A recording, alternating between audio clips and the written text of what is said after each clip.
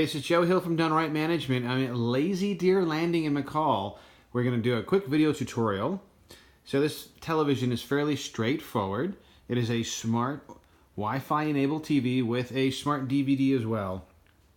And the way that this currently is set up is that you have the input, you got the power button on the top left, and then switching between the television and DVD, you're going to use the source button. So right there you have TV, and then you have BlueRay TV. Push the enter, and then that'll switch over to the disc, and then you can also enable the Hulu, YouTube, Amazon Prime. So if you have a Netflix account, you can certainly put your details in and watch. And then if you want to just switch back, you're going to go to your source button, push it twice, and it's going to go back to television.